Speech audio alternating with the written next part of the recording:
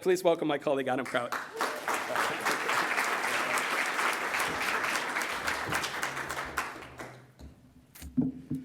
All right. Always fun following the flamethrower presentation style that Dag uses. So I took on this topic of digital transformation, which appears to be sort of the buzzword of all buzzwords. I would argue that digital transformation has been happening in life sciences for the last 20 years. When we launched BioIT World, that's, I think, when, post-Human Genome Project, life sciences was going through this digital transformation. So we're hearing lots of, CEOs and leadership talk about digital transformation, and so I kind of wanted to break it down a little bit. And what it appears to be is a conglomeration of a bunch of other buzzwords. So it's combining cloud computing, big data, IoT, and AI, and then you mix that together with some organizational dynamics, and that's apparently digital transformation. And the thing about buzzwords is, sometimes you're stuck with them, right? I looked back to Dag's first Trends from the Trenches talk, and the buzzword at the time was cloud computing. And we were refusing to use the term cloud. We wanted to call it utility computing.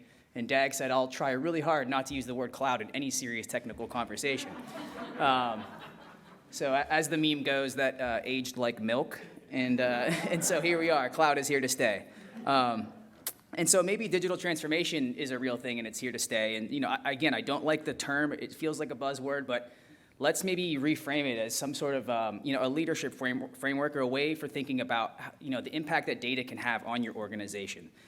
So the reason that, C-suite cares about this stuff is because they're kind of asking a couple fundamental questions. They want to know, how can data inform and influence our company decisions, right? Things like what targets should we be going after? What's our next experiment? Who should we hire? Who should we acquire? What's our go-to-market strategy? And ultimately, they want to build up those data capabilities so that they can have a data-driven organization. I think that's what digital transformation is trying to get at. The other question they have is, how do we have data science embedded in our product development? We want to use data science and the data that we have as an organization to build better products and services. So that's kind of an important question that leadership is asking. And the other thing we know is that, performing data science requires really solid fundamentals. So there's this notion of we have to get better at things. We have to improve our skills across the organization. We have to have, state-of-the-art algorithms. We have to be able to build high-performance computing systems. We have to be able to leverage our human expertise, right? It's all of this stuff together is what digital transformation is getting at. And, supporting high-performance data science, to me, is really about building a strong data ecosystem. And this is another one of those terms, but when I think digital transformation, I think healthy, robust data ecosystem. And your data ecosystem is a lot of stuff, right? It's not single systems or single data sets. It's bringing together all of your R&D data, your company's operations data, public data sets, all of that, applying your own data engineering and data standards and building systems and platforms so that you can leverage your expertise. So this is a slide I stole from Remy, one of our friends at Flagship Pioneering, but I think it tries to visualize that thing I just kind of talked through, where leadership and CEOs, they only care about the stuff in those red boxes, right? That's it. The rest is they're indifferent to, right? So they care about company decision-making and company deliverables. We want to do data science, but data science requires this whole data ecosystem. So bringing all those things together is what will fuel data science and allow data science to actually inform and influence those decisions. So your data ecosystem is made up of all the data coming out of discovery, data coming out of product development, and all the other data sets you might have access to, and it builds on top of your data capabilities. So again, if you have to connect yourself back to the business outcomes, and that's what I think leadership really cares about. So this is, for me, a useful kind of framework to think about this stuff. So really, if we talk about it, it's talking about how we build a better data ecosystem. And my definition of a data ecosystem is the infrastructure and services that power your community of scientists and engineers to make decisions and influence the business. And there are some features of data ecosystems I think that are worthwhile to talk about. Some of these ideas keep coming up over and over again. Data principles, so data discoverability, or you'll hear fair data from Carl. So having a set of data principles, I think, is a nice sort of guiding star for your team. Data integrity at the origin, right? So we want to apply rich semantics and have more structured data as it's coming off of instruments. Data citizenship is an interesting concept we heard about on Monday, and that's being a good data citizen is having responsibility with data, not just thinking about it as your data, but it's your company's data, and not just your primary use of data, but secondary use of data. So thinking about producer-consumer relationships as it relates to data. We need common languages to do this well. So we have, it's not just standards, but it's alignment, and it's similar naming conventions. It's adopting common file formats, common protocols, right? That's going to be really important. So getting at common languages is big. And infrastructure as code continues to be a trend that helps us, and we now have informatics pipelines and other scientific tooling that's really benefiting from the advances in software development. So treating data as code, treating pipelines as code, treating infrastructure as code has been really valuable concept. We need better ways of tracking experiments. Fundamentally, we want to iterate through inquiry, and so having shared workspaces, notebooks, and experiment tracking is really important too. And then finally, I like this idea of applying, DevOps mindsets to ML and discovery. So, you're hearing teams now that are data ops or AI ops or ML ops, and they're really trying to bring the best stuff out of DevOps to ML and AI. Yeah, so common languages. Again, I'm seeing a big trend around, people developing controlled vocabularies, data dictionaries, trying to apply semantic layers. It feels like we've been trying to use semantic technology for a long time, but now I think is the right time.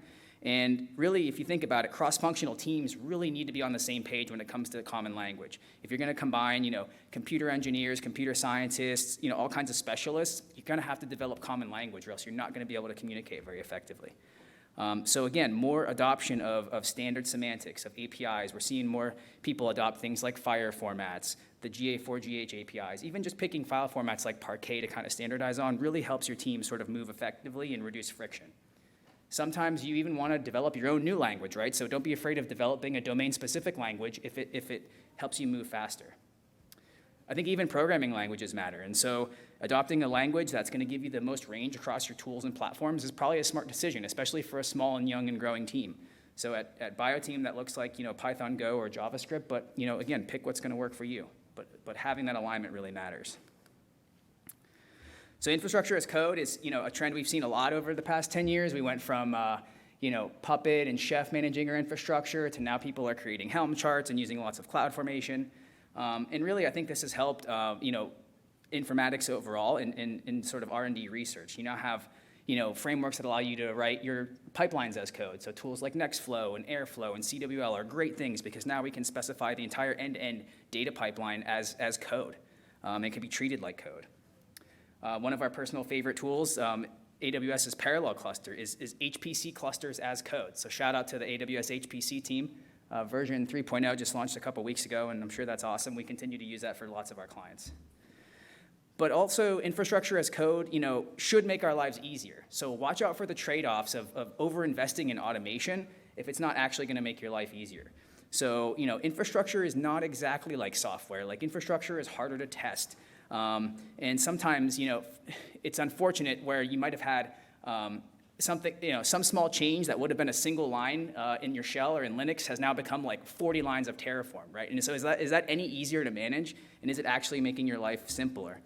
So again, just pay attention to that trade-off because, again, what used to be one small change to your infrastructure now might require pull requests, code reviews, triggering lots of build pipelines. And so, is that making your life easier? So and be careful with that. And also, how much harder is that going to be to bring on new engineers if they have to learn this massive stack of stuff just to be effective? So, again, avoid adopting things that, Facebook and Google and Microsoft are doing just because they're huge and it looks cool. It might not actually work for your organization. Complexity is not easy to communicate, and so avoid complexity where you can. So I like this, bringing DevOps and the best of DevOps to ML and AI, because I think DevOps teams are about bridging the gap and sort of, making things go fast. So instead of dev, test, release like we have with software, you're now thinking of build, test, deploy of machine learning models, and how can you sort of quickly put your trained models into the real world, and so I think the DevOps approaches can help us there with end-to-end automation, eliminating manual handoffs, all of that stuff I think is going to be really effective for us.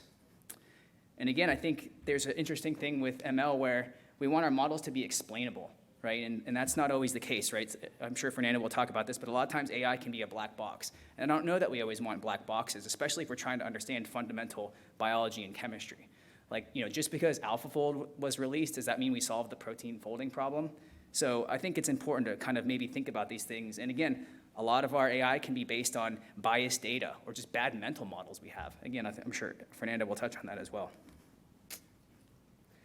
And so finally, I think this concept of digital transformation is about transforming an organization. And so with that, we have to talk about skill development and leadership. If you're gonna have sort of a high-performance team, you really need that framework for skill development in a way that they can actually sort of train, right? So at BioTeam, we have things like Cloud Club and AI Skills Club, where we all try to train together and go after certifications and kind of keep raising the bar, right? Iron sharpens iron. So training together, that kind of co-opetition idea, I think is really good for kind of skilling up your team. Because we heard on Monday, it's like problem solving is the ultimate skill set now. The teams that can learn the fastest are gonna be the most effective. Don't hunt for unicorns. I think that's a real mistake to try to find this world-class AI expert or ML expert if you want to build an effective team. 10x engineers, I think that's a red flag. We heard Monday, data science is a team sport. And if we're gonna have good teams, I think we need really diverse teams. So look outside of your network, right? We need to bring in people with mixed talent, mixed experiences. You bring that together, that's what's a super effective team. And again, we need to find like the new wave of leaders, right? So looking for leadership in your team is gonna be really important and trying to give them all an opportunity to lead. So since we're in Boston and it's football season, I thought I would end my section with a quote from Bill Belichick, where he says, everybody on the team has leadership.